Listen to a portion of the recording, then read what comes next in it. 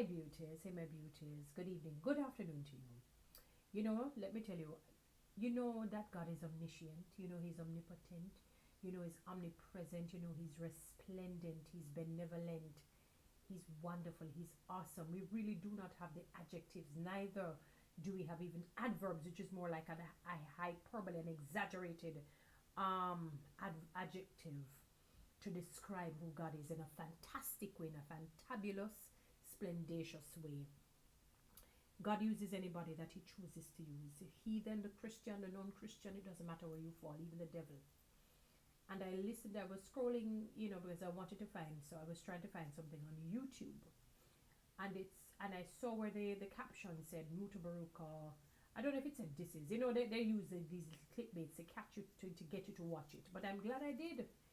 And I was almost half an hour in the program, and I paused. I said, I'm going to vlog on this, and I'm going to say big up to God through Mutabaruka. He doesn't even know that.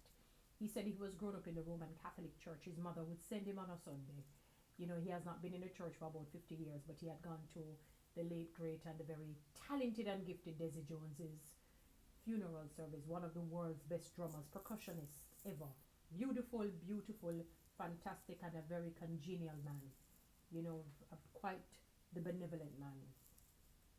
May his soul rest in peace. And he said that is when he went back into a church.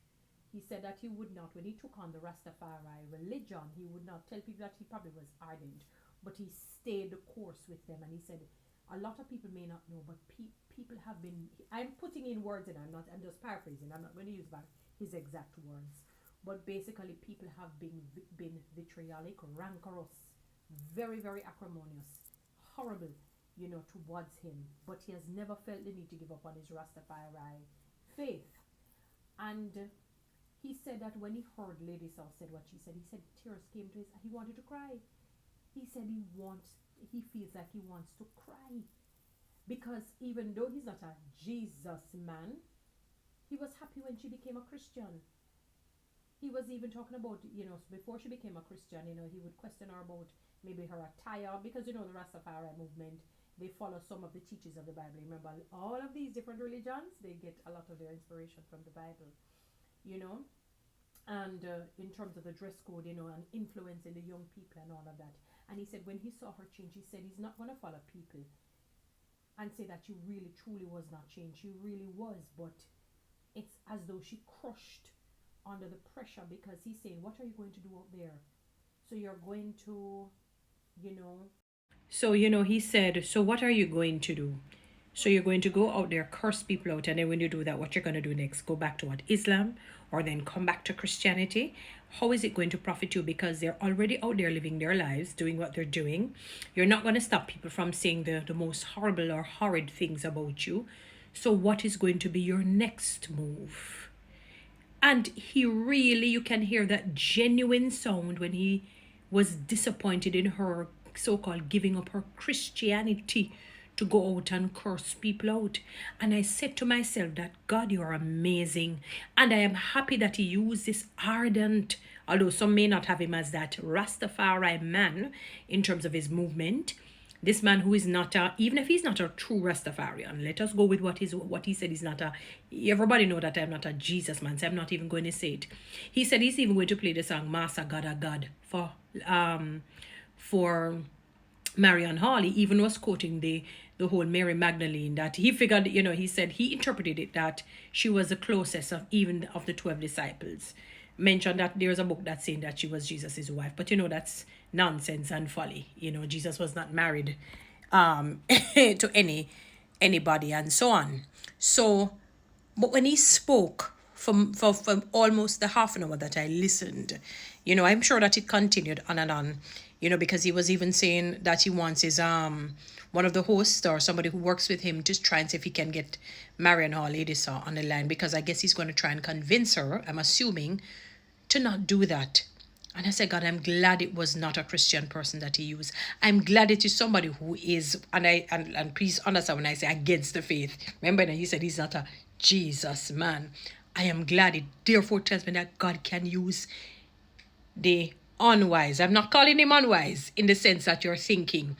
I'm using it in the sense that God can use somebody who would be the least likely person to kind of create that conviction in the soul man of Marion Hall to say, no, what I was doing is nonsense. Because he said, it's because I don't even tell a lot of people what I've gone through with people. How people have said a lot of things about him and he still stayed the course. And one of the things that people have to understand is that if you take on a religion, if you take on something that is spiritual, and we're going to talk about Christianity in this particular case, you have to understand that you're going through crushing periods. The enemy is designed to kill, to steal. Well, let me not say he was designed to do that. But his destiny right now is to kill, to steal, and to destroy. I want you to go and look at the meaning of stealing, killing, destroying. Steal, kill, and destroy. Look at that. That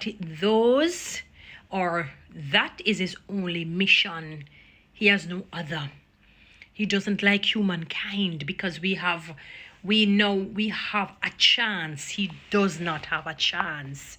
We have the legal right to live on earth. He does not, if you understand what I mean.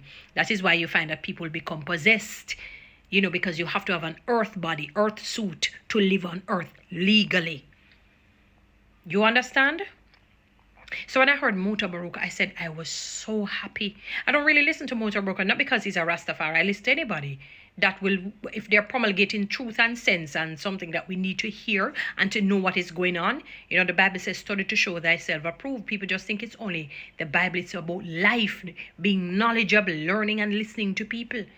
And I said, God is using this man in a miraculous and in a marvelous way to speak to and to talk to Mary. And he said that, nothing is wrong if she even gets counseling. And I agree with him. He's absolutely right. Because one of the things I said, is for me, when she became a Christian, I didn't think it was wise that she was commercialized and marketed the way she was. I thought she should have been pulled back because the Bible in Timothy said, do not give a new convert, basically positions and power and whatever, because pride will take them over, maybe, and different things. And the same fate that had hit the devil will hit them in the book of Timothy. And I said, so she, and also you're not, it's like force raping a child. Like it's like I'm expecting a 1-year-old baby to drive a car and not crash. It's like I'm expecting a 1-year-old baby, and that is baby to drive a car, because it has not even, I don't even know if it has not been 10 years. It was 2015 when she said she went into the church. So 2025 would make it 10 years. So she's still almost like a baby in comparison to many people who have been Christians. And the more you try to grow in God, the more the enemy is going to come at you. And if I want to make solid ice in my refrigerator, I have to make it stay there for a certain period and on a certain degree temperature in terms of below zero before it can get into that real ice. If I take it out before, it's not going to be that, and then it's going to come back into water in a jiffy. So I thought that she should have just been pulled back for maybe 2-3 years, get discipled, and then launch, because then she will know, her foundation will be so strong that when trouble comes, yes, you may feel like you want to walk out and say, God, may I give up, it's too hard, may I get crushed, but there is something inside of you that says, but I'm not going to give up. I am not going to give up, Hindu. I'm not going to give up. I'm not going to give up. When Mutabaruka says, if you ever know some of the things that people have said about me, I want to say that to ladies are. The experiences that I've had with church people and work people, Lord have mercy.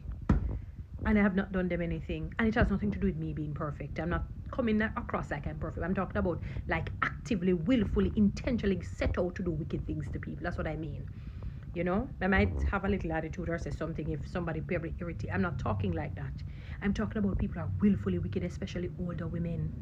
You have some younger ones too. Evil. You have 1 and 2 men. Evil and wicked, that bring it to the point when you get so incensed and infuriated. Church people and work people, because most of them are in the church or in the workplaces, evil as they come, but them can't pluck me out of the hands of God. Them, as a matter of fact, they push me deeper and deeper into the hands of God. So when you listen to Mutabaruka, listen to him. God used him to confound you, to listen for you to be convicted. Marion Hall. Guys, follow me on TikTok, subscribe to my YouTube channel, share this message.